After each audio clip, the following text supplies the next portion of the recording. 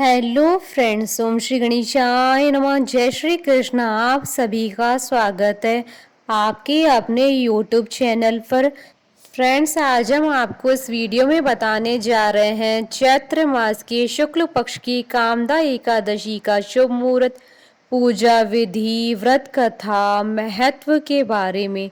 Friends, video शुरू करने से पहले आपसे रिक्वेस्ट है, अगर आप हमारे चैनल पर नए हैं और आपने अभी तक चैनल को सब्सक्राइब नहीं किया है तो प्लीज़ सब्सक्राइब कीजिएगा चैनल को, साथ ही प्रेस कीजिएगा बेल आइकन को, जिससे नए वीडियो से रिलेटेड नोटिफिकेशन आपको तुरंत प्राप्त हो सके। और वीडियो पसंद आने पर वीडियो को लाइक और शेयर जरूर कीजिएगा ताकि सभी भक्तों को इस वीडियो का लाभ प्राप्त हो सके। और कमेंट बॉक्स में जय श्री कृष्ण जरूर लिखिएगा। हिंदू संवत्सर की पहली एकादशी और चैत्र मास की शुक्ल पक्ष की एकादशी तिथि को कामदा एकादशी के नाम से जाना जाता है। मान्यता है कि कामदा एकादशी का व्रत करने से सभी कष्टों से मुक्ति मिलती है।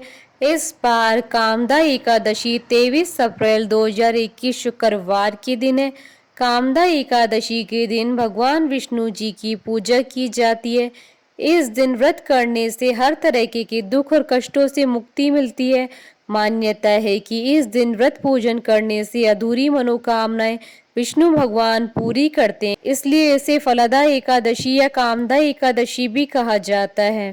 कामदा एकादशी का व्रत करने से ब्रह्म हत्या आदि पापों तथा पिशाच आदि दोषों से मुक्ति मिलती है। कामदा एकादशी की व्रत कथा पढ़ने या सुनने से वाजपेयी यज्ञ का फल मिलता है। इस व्रत को करने से प्रेत योनि से मुक्ति मिलती है। इस एकादशी का उल्लेख विष्णु पुराण में भी किया गया है। इस व्रत को करने से जीवन की सभी समस्याओं का समाधान हो जाता है। कामदा एकादशी के दिन व्रत रखने वालों को एकादशी की कथा कहना या सुनना बेहद महत्वपूर्ण माना गया है। पुराणों में इस बात का उल्लेख है कि बिना व्रत कथा कहे या सुने यह व्रत संपूर्ण नहीं माना जाता है। कामदा एकादशी की व्रत की कथा श्री कृष्ण ने धर्मराज युधिष्ठिर को सुनाई थी। श्री कृष्ण से पहले इस कथा को वशिष्ठ मुनि ने राजा दिलीप को सुनाया था। फ्रेंड्स, अब आइए जानते हैं कामदा एकादशी का शुभ मुहूर्त। हिंदू पंचांग के अनुसार इस बार कामदा एकादशी 23 अप्रैल 2021 शुक्रवार के दिन है। चैत्र शुक्ल एकादशी तिथि का प्रारंभ होगा 22 अप्रैल 2021 को रात्रि 11:35 से और एकादशी तिथि का समापन होगा 23 अप्रैल 2021 को रात्रि 9:47 तक। कामदा एकादशी पर व्रत की पालना का शुभ मुहूर्त रहेगा 24 अप्रैल 2021 को सुबह 5:47 से सुबह 8:24 तक। कुल अवधि 2 घंटे 36 मिनट रहेगी। फ्रेंड्स, अब आइए जानते हैं कामदा एकादशी पर भगवान विष्णु की आराधना करने की पूजा विधि।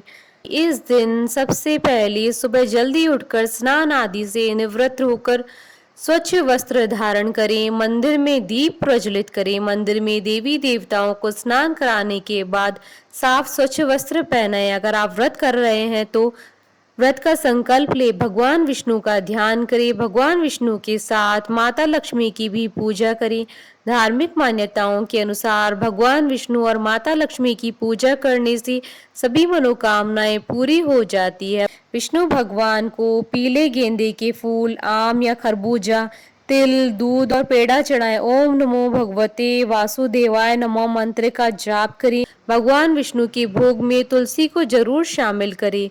इस बात का ध्यान रखें कि भगवान को सिर्फ सात्विक चीजों का ही भोग लगाया जाता है। भोग को लगाने के तुरंत बाद ही भोग को पूजा स्थल से नहीं उठाना चाहिए, बल्कि भोग लगाने के थोड़ी देर बाद भगवान को प्रणाम करके उसके बाद भोग को लेकर बांट देना चाहिए। भगवान को भोग लगाने के बाद उसका थोड़ा सा हिस्सा निकालकर गाय को खिलाना चाहिए। उसके बाद ही स्वयं प्रसाद लेना चाहिए। धार्मिक ग्रंथों के अनुसार गाय को माता का दर्जा दिया गया है।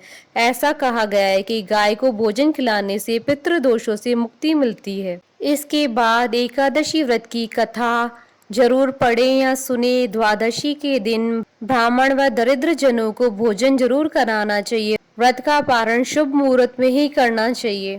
फ्रेंड्स, अब आइए आरंभ करें कामदा एकादशी की व्रत कथा। धर्मराज युधिष्ठिर कहने लगे कि हे भगवान, मैं आपको कोटि कोटि नमस्कार करता हूँ। अब आप कृपा करके चैत्र शुक्ल एकादशी का महात्म कहिए। श्री कृष्ण कहने लगे कि हे धर्मराज, यही प्रश्न एक समय राजा दिलीप ने गुरु वशिष्ठ जी से किया था, और जो समाधान उन्होंने किया वो सब मैं तुमसे कहता हूँ। प्राचीन काल में भोगीपुर नामक एक नगर था। वहां पर अनेक ऐश्वर्यों से युक्त पुंडरीक नाम का एक राजा राज्य करता था।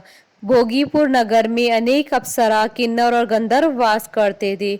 उनमें से एक जगह ललिता और ललित नाम के दो स्त्री पुरुष अत्यंत वैभवशाली घर में निवास करते थे।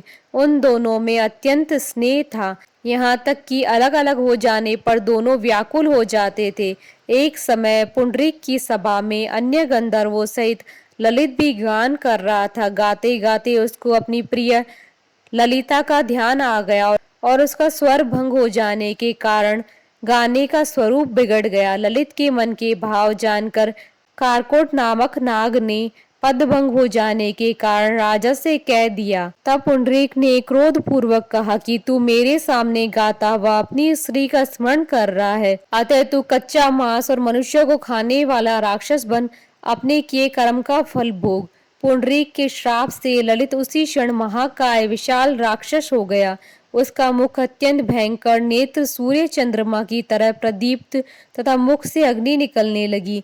उसकी नाक पर्वत की कंदरा के समान विशाल हो गई और गर्दन पर्वत के समान लगने लगी। सिर के बाल पर्वतों पर खड़े वृक्षों के समान लगने लगे तथा भुजाएं अत्यंत लंबी हो गई। कुल मिलाकर उसका शरीर 8 योजन के विस्तार में हो गया। इस प्रकार राक्षस होकर वह अनेक प्रकार के दुख भोगने लगा।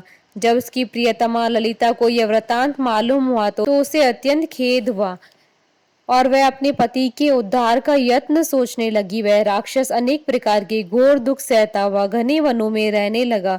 उसकी स्त्री उसके पीछे पीछे जाती और विलाप करती रही। एक बार ललिता अपने पति के पीछे पीछे घूमती हुई विंध्याचल पर्वत पर पहुंच गई, जहां पर श्रृंगी ऋषि का आश्रम था। ललिता शीघ्र श्रृंगी ऋषि के आश्रम में गई और वहां जाकर विनीत भाव से प्रार्थना करने लगी। उसे देखकर श्रृंगी ऋषि बोले कि हे सुभगे, तुम कौन हो और यहाँ किसके लिए आई हो? ललिता बोली, हे मुनि, मेरा नाम ललिता है। मेरा पति राजा पुंडरीक के श्राप से विशालकाय राक्षस हो गया है। इसका मुझको महान दुख है। उसके उद्धार का कोई उपाय बतलाइए। श्रृंगी ऋषि बोले, हे गंधर्व कन्या, अब चैत्र शुक्ल एकादशी आने वाली है, जिसका नाम कामदा एकादशी है। इसका व्रत करने से मनुष्य के सब कार्य सिद्ध होते हैं।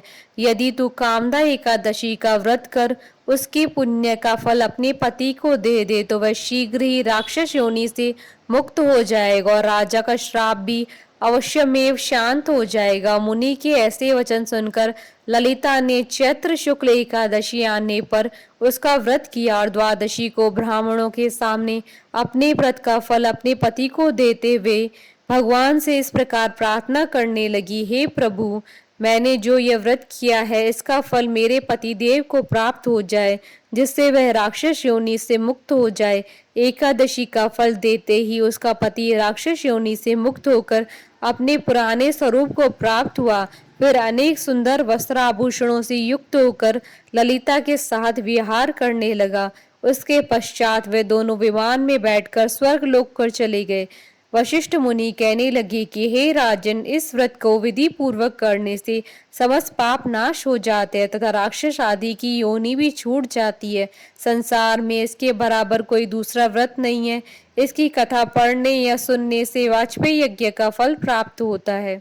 कथा सार, प्राणी अपने सुखों का चिंतन करे, यह बुरा नहीं है, किंतु समय असमय ऐसा चिंतन प्राणी को उसके दायित्वों से विमुख कर देता है, जिससे उसे भयंकर कष्ट भोगने पड़ते हैं।